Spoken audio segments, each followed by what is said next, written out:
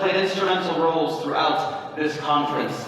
Starting first with Juliet Olwach with the Ufanisi Research Network. Juliet, please do come up onto the stage. And then second, Rose Bailey as well with Ricardo and WSP. Please come on up, and we'd love to have you up here with us just to share some closing reflections. Give a round of applause.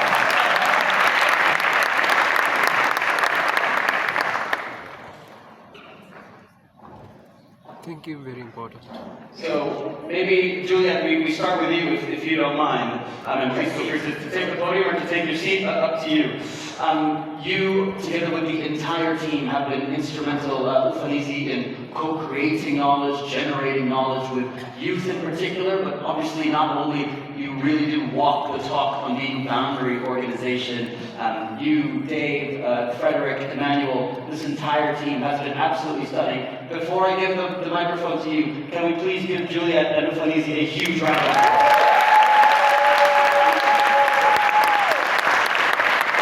As a boundary organization, Juliet, reflections having heard the 3 days of Innovate for Cities.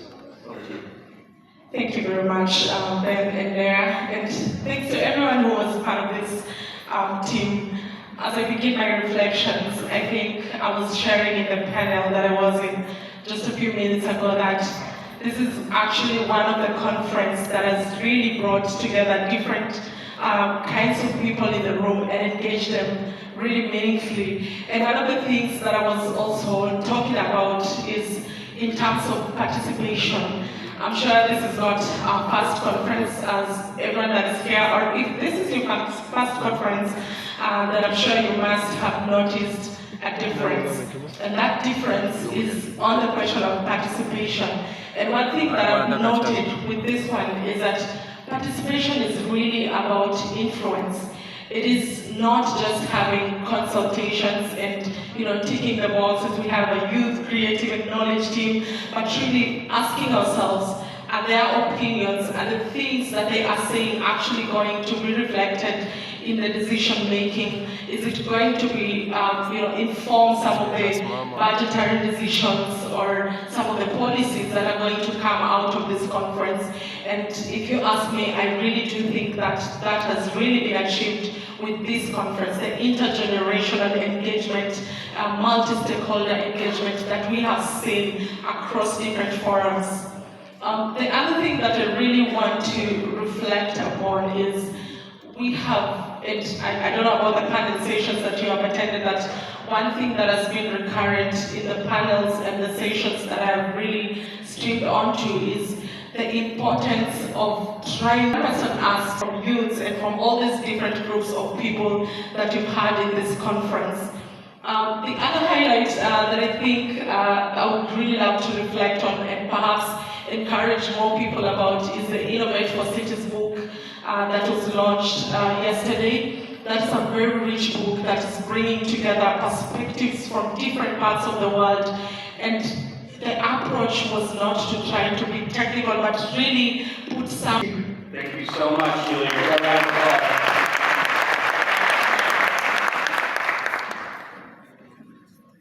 Thank you so much, Julia. And Rose, you have been with us in the very first plenary session, so welcome back. And I'd love to hear from you and some of your reflections from the very beginning to now. Unfortunately, the closing of Innovate for Cities. Rose, thanks so much for being here, and over to you. Yeah, no, thank you so much. And yeah, it was an honour to be part of the first plenary and to be back on stage at the end. So thank you for the opportunity. And it's been an honour to be part of the Innovate for Cities journey since Edmonton. I came along to that conference and the one in Montreal and here in Nairobi. And if I had a favourite, it would probably be this one. No, it's been great fun. I think the energy over the last few days has just been incredible. But one of the things that I've been reflecting on a little bit, and I'm really glad, Juliet, that you talked about participation, because that is a sort of brilliant connection with my word that I'm going to put out there, which is partnerships. Because I think that's one of my really big takeaways from the last few days is the importance of partnerships. And thinking back to the time in Edmonton and then to Montreal and then to here, I think we've been fairly good historically at maybe putting people in boxes a little bit. You know, we've had an academic community, we've had the practitioner community, we've had the private sector, and that's one hat that I wear, but I have a foot in many camps as a practitioner as well, and sometimes it's interesting to think about where you fit in that landscape and how you bring all of those people together. And what's really hit home over the last few days for me is the importance of partnerships and how we really are all in this together. And actually by working together, that's the only way that we're going to make any progress at all. And you know, the discussion this morning about translating science into practice, you know, I was in a session earlier with the World Geospatial Industry Council, and there was a comment from the panelists that normally social scientists don't come to these sessions. And that was just wonderful. So, you know, we've really been sort of bridging those gaps and finding those ways to partner with one another. And that's the big takeaway for me. And I hope that that's something we can continue to do going forward. Amazing. Fantastic. I just wanted to add one thing, and thank you for your reflection, is when we now looked at the numbers, and the share of participants and where you're coming from, one of our big priorities was to make sure that the private sector is in the room. And 10% of the people who are here on the ground with us in Nairobi are from the private sector. So I think it really shows that we've managed to mobilize the private sector to join us here at Innovate for Cities. Let's give Rose a big round of applause, ladies and gentlemen. Thank you very, very much. And just before we invite you off the stage, we'd love to just present the both of you with the gift that we've got. The two prints from Musa Musi, who is based here, of course, in Nairobi. There you go. And if you could get a picture.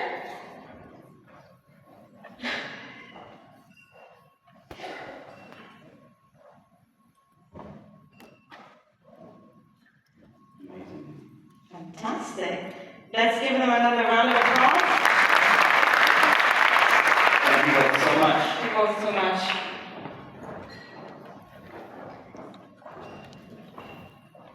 All right.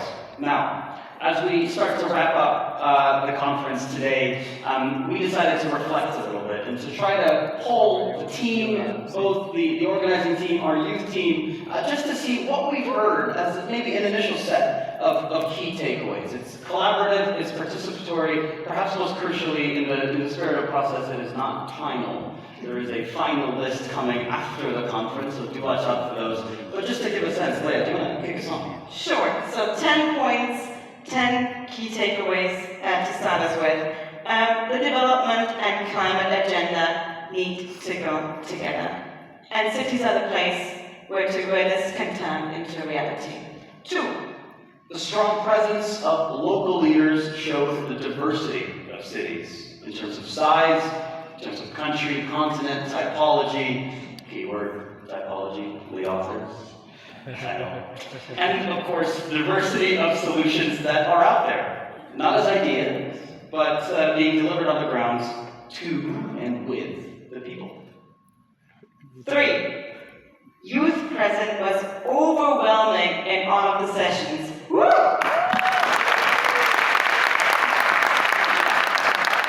all of the rooms, and the youth voices were heard loud and clear.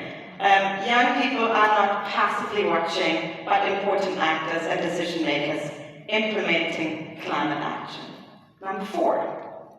Data and technology alone are not going to save us. Did anyone believe that? The opposite of that, rather, before coming into this room? I'm glad it was obvious. Great. By combining artificial intelligence and behavioral sciences, among others, together with localized, people-first storytelling, mindsets can be shifted. People can change. Climate solutions become irresistible, or perhaps just better integrated, when communities can actually see themselves in the narrative. Number 5. Urban sustainability cannot be designed in isolation from the people it serves. The convening in Nairobi was deliberate. It was deliberate that it's here, and African cities and African communities hold many solutions that we need, and it is the most fitting place to shape the global urban climate solution agenda. Let's give it That up. round of applause, absolutely. Number 6, housing and climate change are not disconnected crises. Housing is at the center of the climate discussion, and a people-centered climate approach needs to start at home. 7. Thank you. Bridging the gap between climate finance and urban reality is a must. We must structurally realign NDCs 3.0 and global climate finance flows to ensure capital lands directly in the cities and communities that need it the most. Number 8. The special report on climate change in cities is a once-in-a-lifetime opportunity. We will be putting the knowledge together, and I want to just offer a round of applause, if I can ask for it, for all of the lead authors on the special report, for the incredible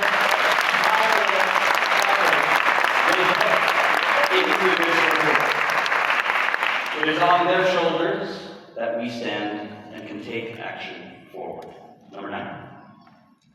We need real case studies. That's what we've been hearing. We want real solutions in the room, and Innovate for Cities showed the practicality of solutions and offered to learn and to replicate. And last but definitely not least, number 10. Like the number of years of the Global Covenant of Mayors, no single actor can solve urban challenges alone. We need radical collaboration, absolutely. We need radical collaboration. We need coalitions, government, business, civil society, researchers. All forms of communities, funders, financiers need to come together to develop and to scale those key solutions. Partnerships are the difference between a good idea and meaningful impact. Can I just hear how happy are we with these 10 key takeaways?